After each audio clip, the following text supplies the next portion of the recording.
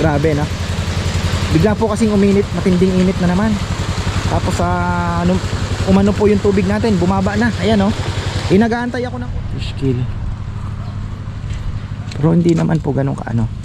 May mamamatay talaga. Kasi kahapon bigla akong may gumaganon, tumatalon. Sabi ko delikado.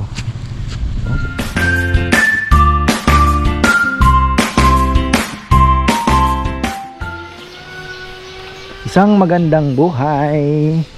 Ikot na naman tayo sa ating mga alagang bilis lumaki.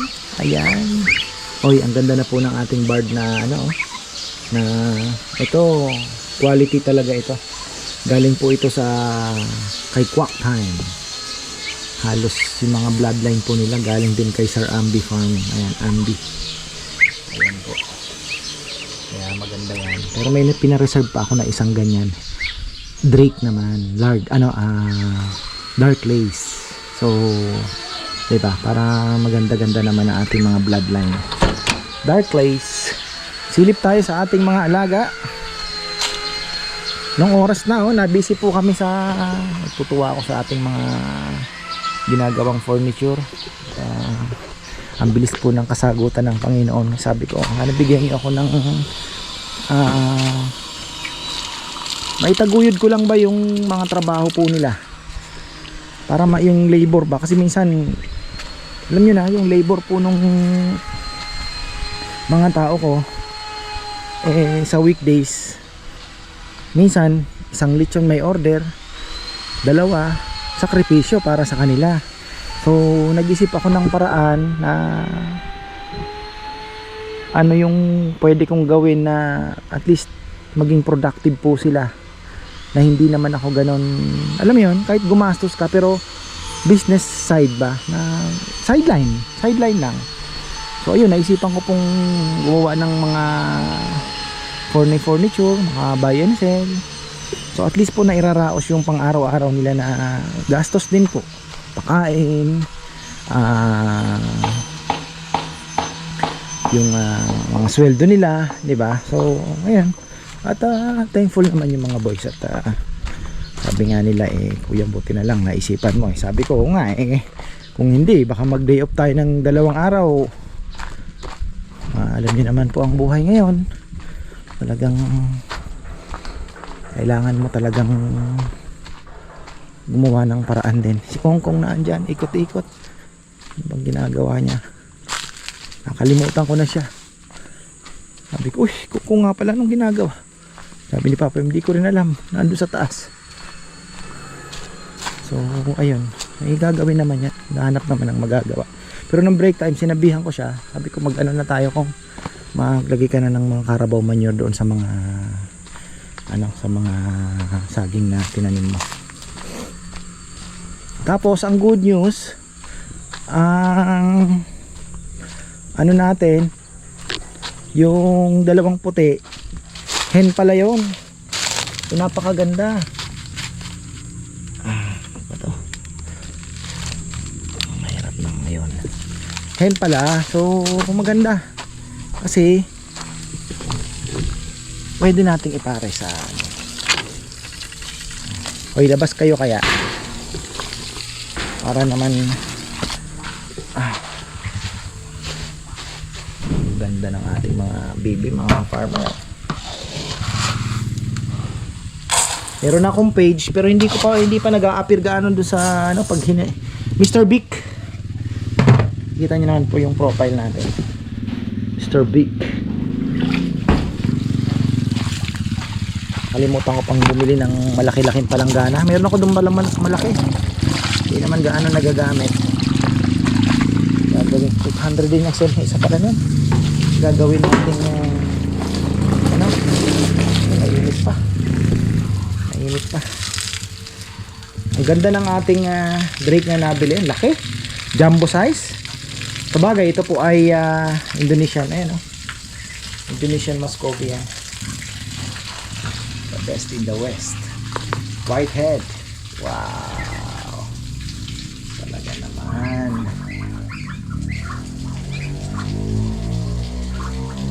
Diba, may konting white pero paparis po natin dito, Indonesian din, dalawa. Ayun yung may puti na ulo. Ito native yung dalawang ito.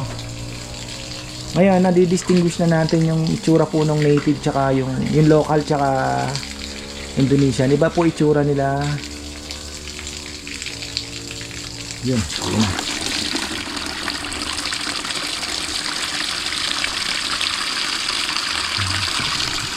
Ay, kain na kayo. Kain na kayong arty-arty.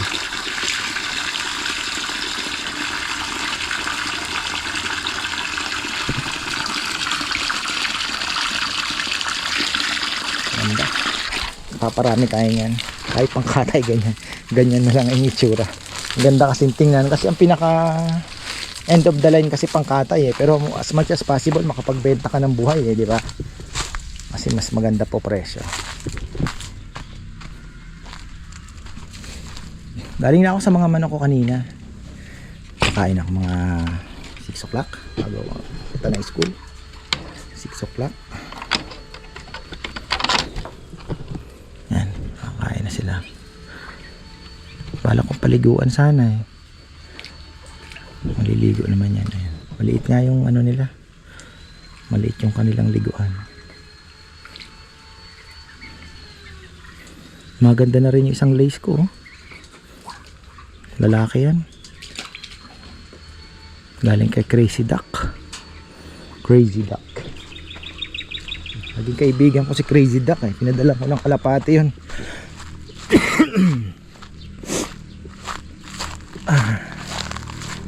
Yan. Tanim natin.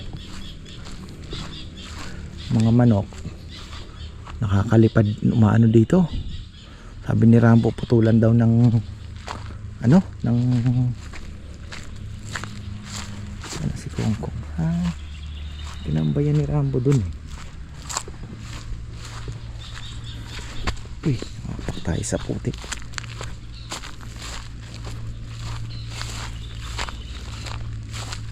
Wala atang nabuo sa mangga natin ha. Okay lang.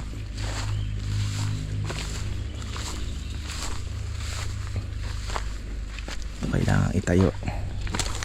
Ay, basta ang mga manok.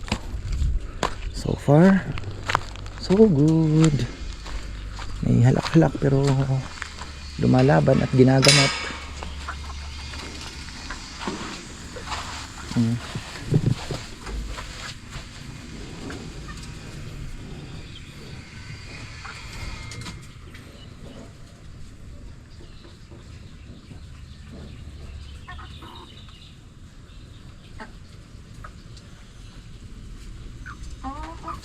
Continuous lang ang tayong painom.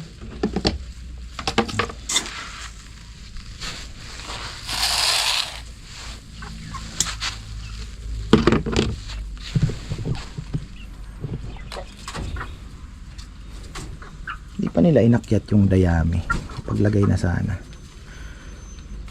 Kaya lang may mga malapit na pong mga itlog oh. Yun oh, 1, 2, 3. Ayun, magkakatabi na yun. Ito, kitang kita mo na eh. Tapos may rooster na tayo na ready to breed naman. May mga edad na nga eh. Breeding na yan. Breeder na talaga.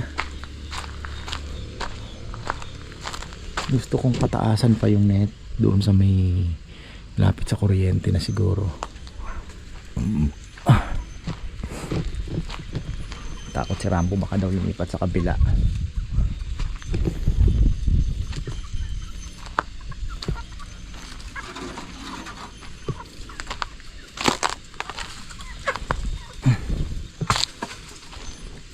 Ano? Oo nga no, yan mga saging-saging. Nubos mo na yung pwedeng ililipat no. Magantay ulit tayo. Pero maraming parating. Pag nagsabay-sabay naman yan,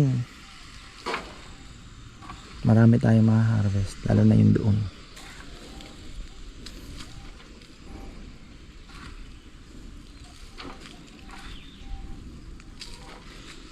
Damihan mo lang kung no.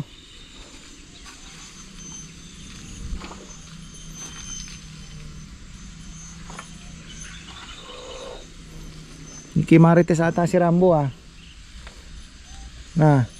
Kuya. Di niya pa daw kukunin yung mga breeder? Iwanan niya yung iba kuya. Ano no? Iwanan niya kanina yung iba. Oh, tapos yung matitira. Yung tira, kukunin niya ulit.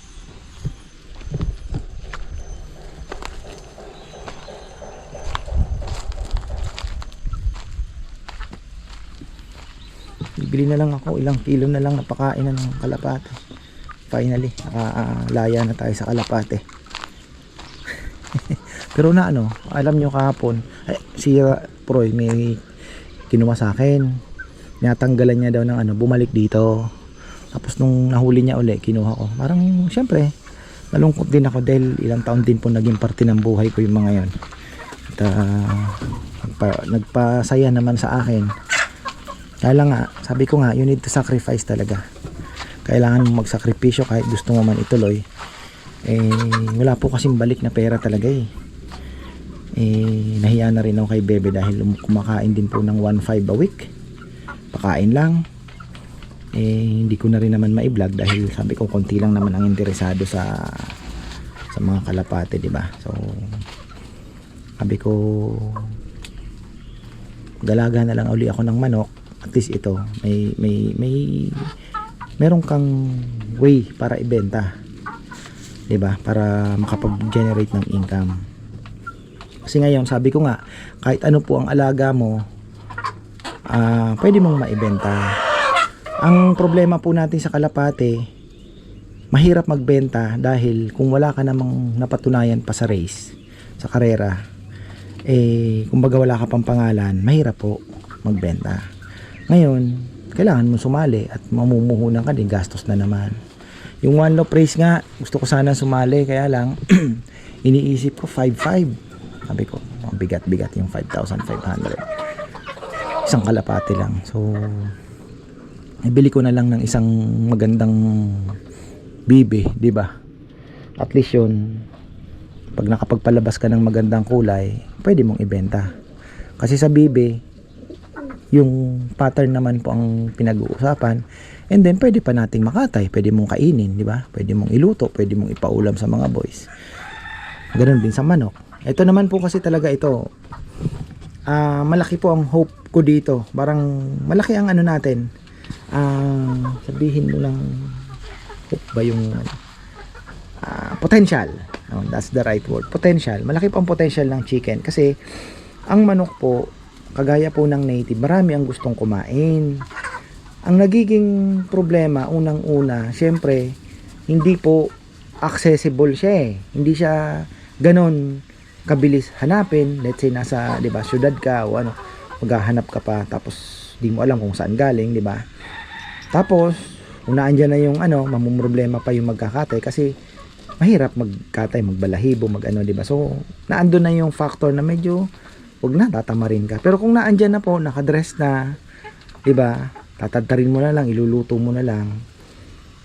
Siguro naman mas may anong bibili kasi dress na eh. At the same time, may trabaho na naman tayo mapuproduce, 'di ba? Let's say isang araw, isang tao, o magkatay ka ng 20 diyan. Tapusin mo 'yan, 'di ba? So again, ano na naman po 'yun. Kumbaga parang bawat galaw naandun tayo sa part na nakakapit sa business, hindi yung, di ba? Yun, naintindihan niyo naman po siguro kung anong ibig kong sabihin. So hitting 2-3 birds tayo sa isang stone. Kaya ayun, tapos kinaganda pa nito, hindi lang po dress, hindi lang meat ang pwede mong ibenta. Pwede kang magbenta naman ng 2 months old, tryo. So, ayun, ang bala ko pagka kapag ano na tayo ng kapag papisana, so meron tayong ise-separate na, sabihin mong o ito, pangbenta to. Diba, ikukulong mo dyan. Ito po yung mga available namin. So, pwede. Ngayon kasi ang bilis na lang, ipapalalamove mo eh. Ipapalalamove mo lang, rider. Kayang-kaya na po. So ayun lang, share ko lang yung ano natin, yung plano ko po dito sa manok at sa bibe. At least nakakapagbigay pa sa akin ng kaligayahan. Alam niyo yung makatambay ka dito, tinitingnan mo silang kumakain. Minsan 30 minutes ka na. Alam mo yun, masaya ka. Ganon. Ganon din sa baby. Pagka na-convert ko na yung loft, wala namang gaanong gagasusin doon. Paunti-unti lang po i-separate na natin yan. I-divide na natin. Tapos ayun, unti-unti. Pagka nag-mature na po yung ating mga breeders, kasi mga bata pa naman yan eh. So may time pa tayo. Oh. Ah! hindi. Hindi ako bumibili ng local na. Ayan, balik tayo sa ano. Nagpapatubig po ako ngayon. Dahil may fish kill na naman tayo. Grabe no. Bigla po kasing uminit, matinding init na naman. Tapos umano po yung tubig natin, bumaba na. Ayan no. Nag-aantay ako ng ulan. Sabi ko, baka umulan ka ako ng malakas na ano. Wala naman, hindi naman natin na-anticipate na uminit po at tuloy-tuloy naman ang init. Kaya ayun, patubig tayo. Matagal-tagal po ito. Baka hindi ko napatayin hanggang bukas na umaga. Ayan o. Pupunayin ko lang. Yung diesel naman pababa na, kaya malakas na loob ko na. Ito, nabili lang natin ng 57 per liter to eh.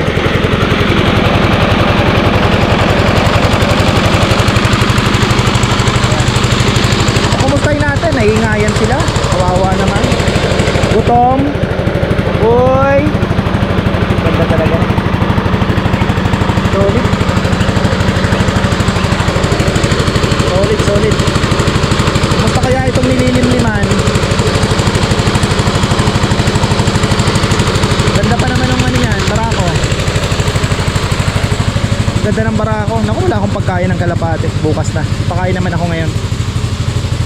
Saan ba tayo iikot?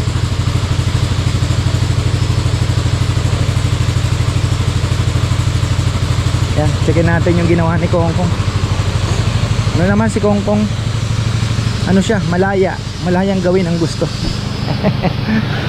Ay, nagdidilig-dilig. Ay, grabe talaga itong aking tumamang ito. Ang kati sa ano? Dibdib, pero natutungkab naman na. Ayun, mga ano natin sa kabilang vlog, mga hindi pa nakapanood, makikita nyo po yung mga ginagawa namin na coffee tables.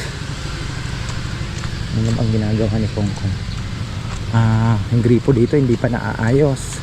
Saan kaya pinatay yun? Patayin niya uli yan. Didilig siya. Grabe po ang init ngayon. Bang klase. Fish kill tayo. Kita niyo yung mga puti-puti na yon.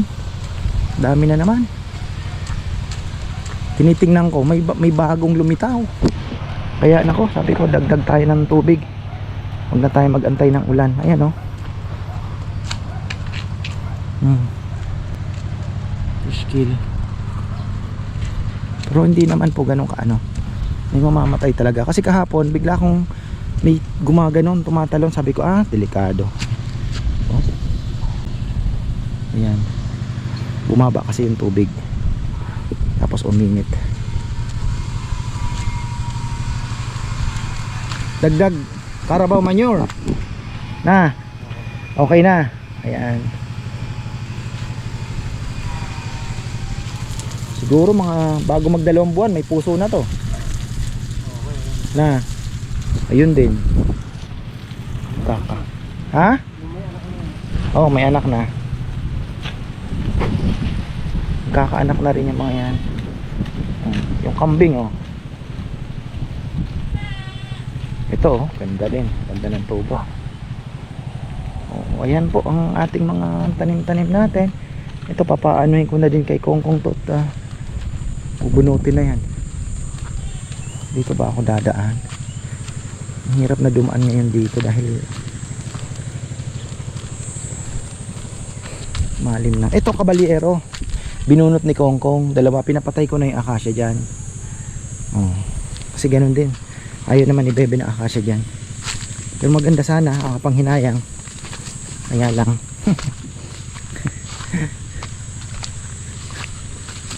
Ayaw niya eh. Pero yung isa dito, hinayaan ko lang. Kasi malaking lilim po yan pagka dito. Yung mga bibi natin nagpapahinga. Hindi ko pa nadala yung batya na malaki. sa ano nila, liguan ba. Oh, ano?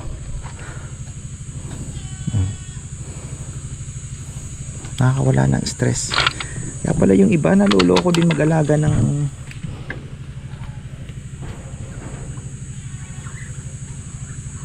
grabe, ang laki nito. Tingnan nyo. Ito oh. Hindi ko alam kung anong kulay ba ito. Send ko kay MK. Siya magsasabi ko anong kulay. Ayan o. Nag-compute ako ng binili kong mga Muscovy natin. 4,000 plus 6,000, 10,000 plus 1,1, 11 plus 1,1, so 11,1 plus 2,000, 13,1 plus 3,000, 17,1 plus ito 3,000 bah, 20,100 na din pala, plus ito pa dalawang to. Paano ba ako kanyang 4 20 plus 1,000 na rin pala itong mga bibi ko na ito, plus meron pa ako doong 6,000 plus ako 30 plus na rin pala nagastos ko dito sa aking mga pakupit-kupit lang. Ayan na. Liguan natin, kapagbigay namang kaligayahan. Yung iba nga nagpapatalo sa sabong ng daan-daan libo, di ba? Isang iglap lang ito, nakikita mo. Oh, magpapasaya sa'yo.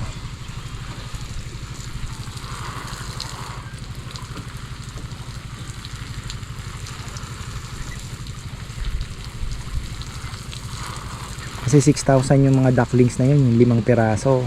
Tapos yung isa doon 5k yun, yung may ano, yung barred na tinatawag. Tapos 2,000 yung naglilimlim. Binigay lang sa akin ng 2k. Crossbreed kasi yun. Pinapaliguan ko kasi para maging malinis yung mga balahibo nila, magandang tingnan.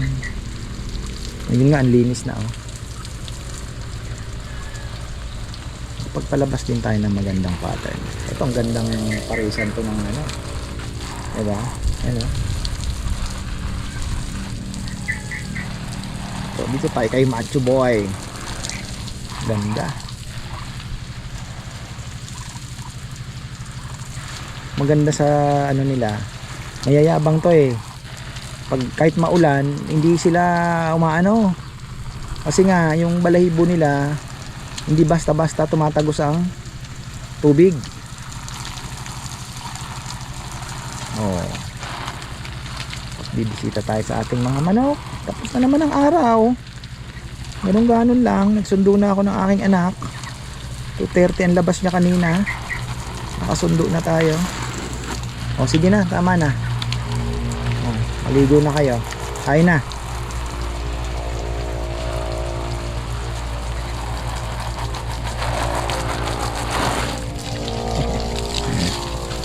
Cute. Ang cute. Ay. Bali ang hinihintay ko lang naman, nagpa-reserve pa ako ng isang bird na dark bird naman. Ipapares ko doon sa ano ko, yung tigpa 5k natin. Malay natin magpalabas tayo ng mga ganon kulay, edi mababawi naman natin agad. Benta na lang natin kahit medyo mura. Ang bilisan. Ayan, tapos na tayo. Ayan, linagyan na rin pala ni Kongkong ng mga, sabi ko yan, lagyan muna ng Carabao manure para habang maliit pa. Ang hindi ko nasabi sa kanya, itong papaya lagyan din. Bukas naman yan ang trabaho niya. Bukas naman lagyan niya ng mga Carabao manure din yan, palibot, para pag umulan yung juice ng sustansya po ng mga Carabao manure makukuha na ng mga saging, magtabaan na yan. Marami-rami yan, no? 1, 2, 3, 4, 5, 6, 7, 8, 9, 10, 11, 12, 13, 14, 15, 16, 17, 18 can you imagine? 18 po yan, kaya marami-rami po yan. Oh, coffee time. Tatawag na si ano na, coffee time na. Coffee time.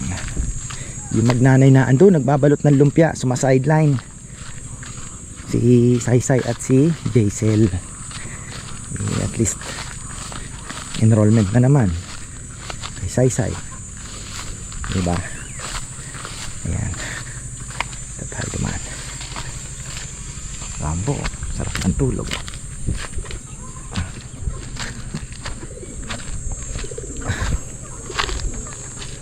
Kumusta na natin mga to? Sana wala namang mag-casualty dito. So far okay naman. Uy! Ano nagawa ko? Mamatay ka na ba?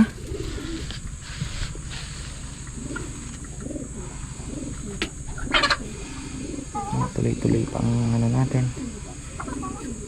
gamutan.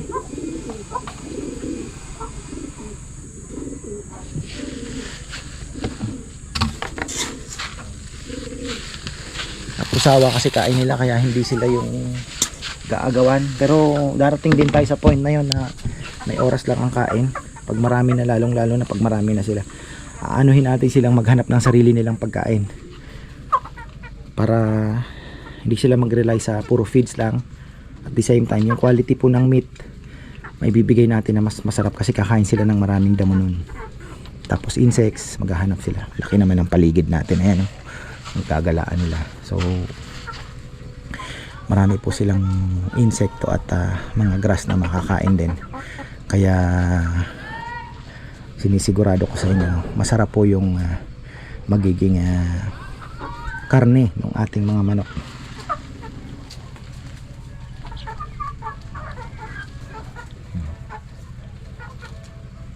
Ayan, okay na tayo. Isang ikot lang. Kanan na. Sarap, sarap. Masaya po. Kahit pang personal lang yan o ano man, iba po yung kaligayahan pagkahilig po ninyo talaga. Kaya nga nung nawala sila, parang nakakamiss din mag-alaga ba. Stress reliever din kasi talaga yan eh. Kahit hindi ka naman stress, diba? Happiness. Ay, so ayan, marami pong salamat. At Sabado Linggo mukhang tayo po ay hindi ko na alam kung paano gagawin, dahil baka ngayon lang po uli ka magbibisi ngayong Father's Day, at yung Saturday before Father's Day mukhang magbibisi po kami ng talagang sasabihin mo na matagal nang hindi nangyayari. Ang problema natin is the parking. Bahala na kung baka patrabaho ko na muna kay Kong kung lagyan na lang muna ng graba, no? Yung pwede siguro preparation for the parking para walang mabalahaw bukas. Balik na lang yung graba. Wala eh. Hindi po ninoob ng Panginoon na makasementuhan. Hindi inabot ng budget. Inuna natin yung solar. Pero kung walang solar, nasementuhan na yan. Iniraos ko po yung solar natin at tingnan mo naman ngayon, nagbe-benefit tayo. 20 plus thousand din po ang natipid. Ang kulang 25 siguro, 22, mga ganon, 23,000. Pero kung nasahod pa natin yung tinatapon, ako, baka ang binayaran 3,000 na lang. Kaya lang hindi nasahod eh. So ayun, hanggang dito na lang po. Maraming salamat at magandang buhay. Fish kill tayo. Sana bukas ay mataas na yung tubig. Hindi ko napapatayin yan.